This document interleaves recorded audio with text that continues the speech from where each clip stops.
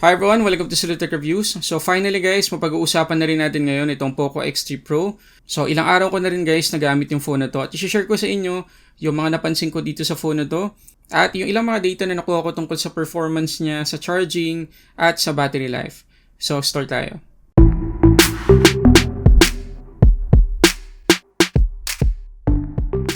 Okay, so kagaya pa rin ng dati guys, gusto ko muna kayo invite na mag-subscribe dito sa channel natin at i-click na rin yung notification bell dyan sa baba. Malapit na tayo guys, mag 500,000 subs, so maraming salamat sa support ninyo. Okay, so ito guys yung Poco X3 NFC. Alam ko marami sa inyo guys yung nakakaalam na sa official price ng phone na to, pero sabihin ko na lang din para kompleto tayo.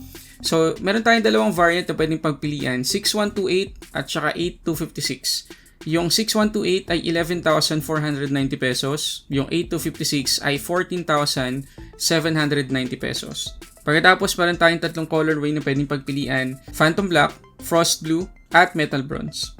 Okay, so unbox muna natin to guys. So makikita nyo naman yung box na halos same pa rin dun sa Poco X3 NFC. Pero meron tong laman guys na kakaiba, first time natin makikita. Pagkatapos dito sa gilid, meron tayong Poco X3 Pro na text. At dito sa pinakailalim, ayan, yung ating variant, pati yung color ng unit natin. Okay, so open na natin. Okay, so ito yung isa sa mga first time natin makikita dito guys. Meron tayong thank you card galing sa head ng Poco Global, si Kevin Xu. Sana tama yung pagkakabigkas ko sa apelido niya guys. Pagkatapos dito na yung ating document sleeve. So color yellow pa rin at merong Poco dito sa gitna. Pag open natin, andyan yung ating SIM ejector pin. At maliban sa semi-frosted na jelly case at sa documentations, meron tayong sticker. So ito na guys yung unit natin. Pagkatapos, meron tayo ditong 33 watts na charger at USB-A to USB-C cable. So yan lang naman guys yung laman ng box. So okay guys, ano masasabi ninyo sa design nitong Poco X3 Pro? Paki-comment nyo dyan sa baba. Well, para sa akin, siguro mag-agree din naman kayo guys na recycled yung kanyang design. Kasi kapareho siya.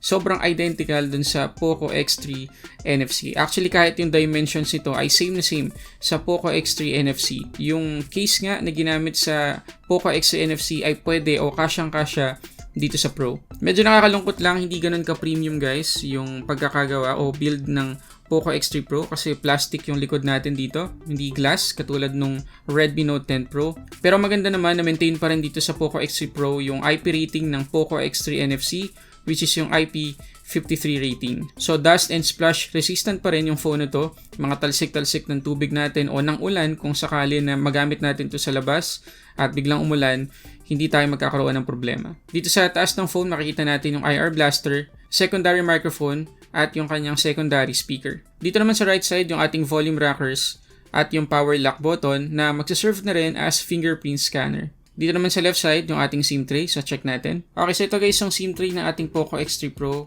Medyo disappointing lang kasi hybrid lang yung may offer sa atin. So, pipili lang tayo kung dual SIM ba o isang SIM plus SD card. Dito naman sa pinakailalim, yung ating USB-C port, primary microphone, primary speaker, at yung ating headphone jack.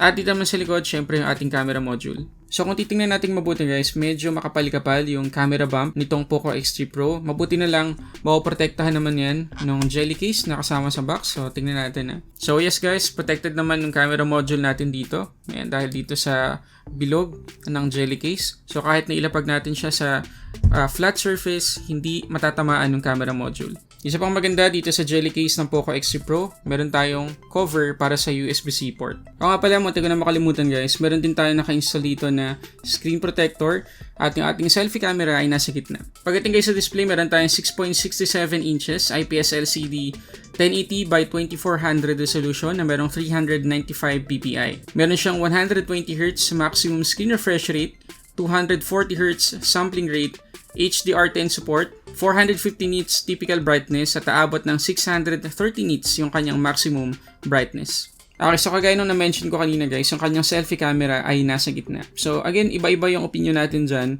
As for me, hindi ko masyadong gusto yung selfie camera na nasa gitna. mas maganda kung nandun sa gilid para kapag hawak natin yung phone habang nanonood o kaya nag-games, matatakpan natin kahit papano. Pero dahil nasa gitna, talagang kitang-kita yan kahit ano pa yung ginagawa natin sa phone. Pagkatapos ang isa pa sa medyo mapapansin mo kapag medyo OC ka sa display ng isang phone ay merong nagli-leak na backlight sa paligid ng selfie camera. Pagdating guys sa settings ng display, meron tayong tatlong color scheme na pwedeng pagpilian. Yung auto, saturated, at standard. Ako ang pinaka-advise ko sa inyo kung gusto niyo ng pinaka-accurate na color setting, set nyo lang sa standard. Ang isa pa sa napansin ko guys dito sa display ng Poco X3 Pro, kasi usually diba kapag IPS LCD lang yung panel na ginamit sa isang phone, ay hindi ganun ka-deep o ka-black yung black. Pero dito sa Poco X3 Pro, mapapansin nyo na deep yung black niya. So masasabi natin na maganda yung quality ng IPS LCD na ginamit nila dito. Pero pagdating kayo sa overall quality ng kanyang display, masasabi ko na maganda, vibrant yung kulay at hindi bluish, hindi katulad ng karamihan sa mga LCD ngayon. Pagdating sa Widevine security level 1 naman siya guys. So makakapanood tayo rito ng mga HD content sa Netflix. Okay, so overall guys, hindi lang ako basta na-satisfy dito sa display ng Poco X3 Pro. Na-impress din ako dahil sa ganda ng quality. Pagdating naman kayo sa performance, meron pa rin tayo ditong MIUI 12 for Poco on top of Android 11.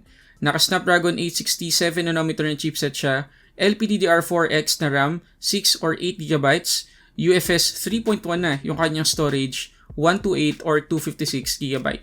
Ngayon, bago natin tingnan guys sa mga Antutu scores, ano muna yung improvement na nakita natin dito sa Snapdragon 860 from Snapdragon 855 Plus. Kasi itong 860 yung sumunod dun sa 855 Plus. So, meron bang improvement na malaki?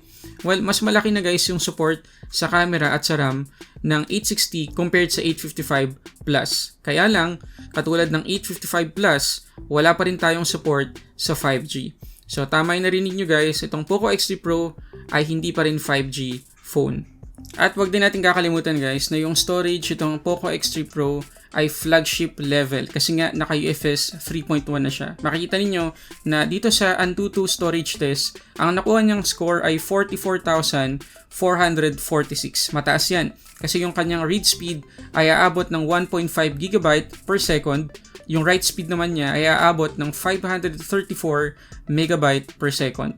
Konting comparison lang guys sa Redmi Note 10 Pro para lang magka-idea tayo. Naka UFS 2.2 to. So yung UFS 2.2 mabilis na rin naman pero makikita ninyo na napakalaki ng difference niya compared dito sa UFS 3.1. Kalahati guys, halos yung score o yung difference ng score nila. So hindi man lang guys umabot ng 1 GB per second yung read speed ng Note 10 Pro at 273.6 MB lang yung write speed ng Note 10 Pro. So sobrang layo talaga kung i-compare natin yung speed ng kanilang storage. Ngayon pagdating guys sa Antutu score, 543,927 yung nakuha ng score kapag nakaset sa 120Hz yung refresh rate. Kapag naman isinet natin sa 60Hz, 542,630.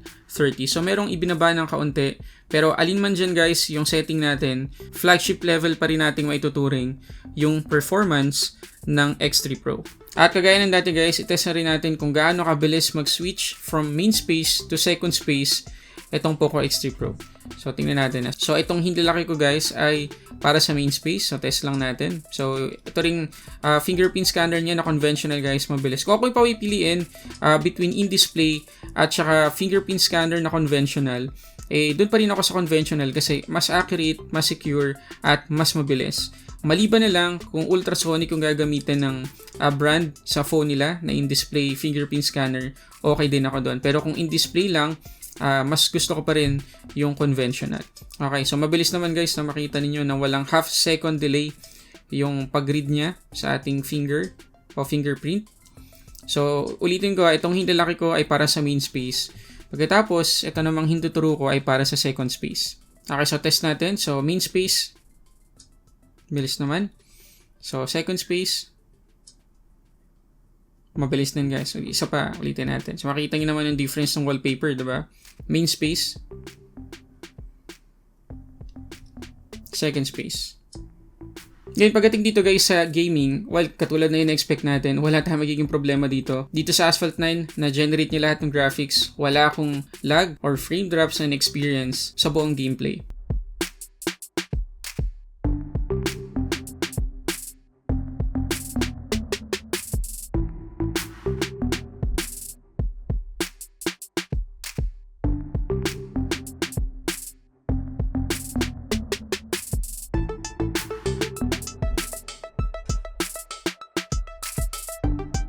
Pagdating naman guys sa camera, meron tayong quad camera setup. Yung kanyang main shooter ay naka 48 megapixels, 1.8 aperture na Sony IMX 582 na sensor. Meron tayong ultra-wide na 8 megapixels, macro lens at depth sensor na 2 megapixels. Okay, bago ko ipakita guys sa mga sample images, gusto ko lang i-share sa inyo yung minor at napaka-rare na bug na napansin ko on experience ko dito sa Poco X3 habang ginagamit ko yung camera application. So, nung nasa camera application ako guys, so buksan natin na. Pagkatapos, baka sakali na makita natin dito sa video. Pagkatapos, pumunta ako sa more at inactivate ko yung 48 megapixels. Tapos nag-shoot ako ng ilang mga photos gamit yung 48 megapixels na mode. Pagkatapos, isa-swipe ko ngayon yung control center niya dito sa may right side. Ayan, gumagana naman. Normal na dito sa ipinapakita ko ngayon. Pero doon sa experience ko, sinwipe ko yung control center habang nasa 48 megapixels na mode ako. Pero naghang na siya. Talagang hindi ko na magamit yung phone. Ang ginawa ko na lang ay na-restart ko para bumalik sa normal. Pero after nun, isang beses lang naman guys nangyari sa akin. After nun, hindi ko na-experience ulit. Okay, so tingnan natin guys sa mga sample images. So lahat na nakikita nyo ngayon guys ay kuha sa 48 megapixels na main shooter. Pero if ever na gagamitin lang natin ay default photo, hanggang 12 megapixels lang yung resolution nun. Pagdating sa quality guys, wala naman ako masabi kasi saktong-sakto yung quality niya para sa price niya. At kahit sa low light condition or indoors ay maganda pa rin yung quality.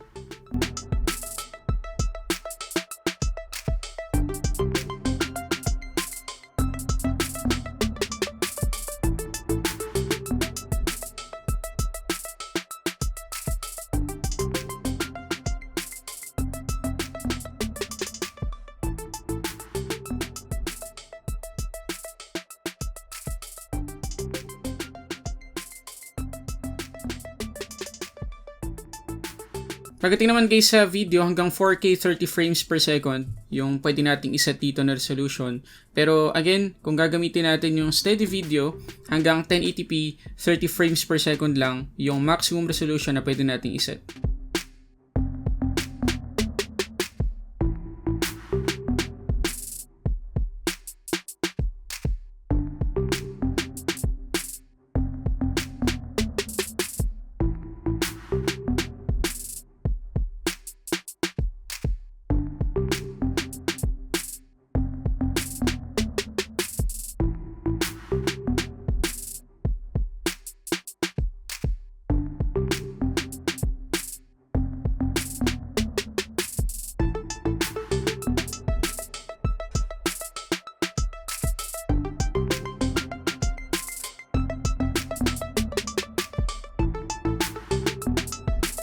Okay, so ito guys yung video sample ng selfie camera nitong Poco X3 Pro. So 1080p 30 frames per second yung pinakamataas na setting na pwede nating iset dito.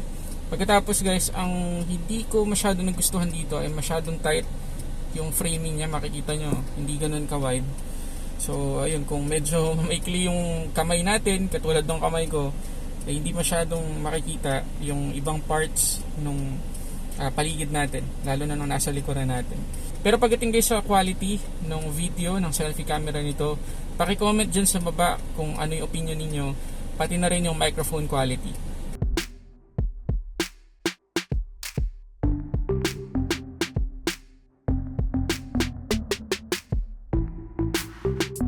Pagdating naman guys sa battery, meron tayong 5160 mAh na capacity na compatible sa 33 watts fast charging. Ngayon pagdating guys sa screen on time, 12 hours and 50 minutes yung nakuha niya kapag nakaset sa 120Hz. Kapag nakaset naman sa 60Hz, 15 hours and 1 minute. So malaki-laki guys yung difference na makukuha natin pagdating sa battery performance, depende kung anong refresh rate yung isa-set natin. Pagdating naman sa charging time guys, dalawa yung ginawa kong test. Yung una, 20 to 100%, 1 hour and 56 minutes yung inabot. So medyo matagal, katulad guys nung nangyari dun sa Redmi Note 10 Pro. Medyo matagal din yung result ng test na ginawa ko. So nalaman natin guys na yung reason kung bakit nangyayari yun ay dahil hindi ko ginamit yung cable na kasama sa box. Ang ginamit ko lang ay yung original na charger na 33 watts. So tandaan nyo guys na palagi magkasama o magka-partner yung charger at saka yung cable na nasa box. Ngayon, yung ginamit ko na guys, yung charger at saka yung cable na nasa box, 16 to 100%, 1 hour and 12 minutes na lang yung itinagal. Mas bumilis pa. Yes, sobrang ganda guys ng battery performance ng Poco X3 Pro. Actually, kahit guys yung standby time niya, maganda rin. Iniwan ko siya guys from 100 to 84%. Inabot ng 67 hours and 13 minutes yung kanyang standby time. Ganun kaganda guys. So kung sakali guys na fully charge yung phone natin pag tulog natin, pag gising natin, hindi ganun kalaki yung nabawas sa battery niya. Okay, so doon na tayo guys sa verdict. Sulit ba guys yung Poco X3 Pro? Syempre naman, no doubt. Lahat tayo mag-agree na sobrang sulit nitong Poco X3 Pro. Pero nasabi ko guys, doon sa Redmi Note 10 Pro na sobrang sulit din ng phone na to para sa price niya. Kaya lang, hindi sila nagkakalayo kasi ng presyo. So, alin sa dalawang to guys, yung sulit o yung dapat mong piliin? Okay, depende na yan sa kung anong klaseng user ka. Kung gamer ka at hindi masyadong importante sa'yo kung AMOLED, IPS LCD yung nandun sa phone at okay lang sa'yo yung 48 megapixels lang na main shooter, perfect sa'yo itong Poco X3 Pro. Pero kung ang concern mo ay camera, yung 108 megapixels, pagkatapos AMOLED na display plus 120Hz na rin yung refresh rate at maganda rin yung battery life, perfect naman sa'yo itong Redmi Note 10 Pro.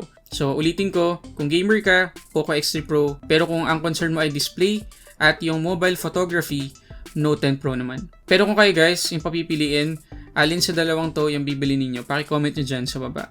So sana guys nakatulong itong quick review natin dito sa Poco X3 Pro. Kung meron pa kayong input tungkol dito sa phone na to, paki-comment nyo dyan sa baba. At kung sakali na Poco X3 Pro user ka na, paki-share naman yung experience mo dyan sa comment section. So yun muna guys, para sa samot-saring unboxing and reviews, this is Sulit Tech Reviews.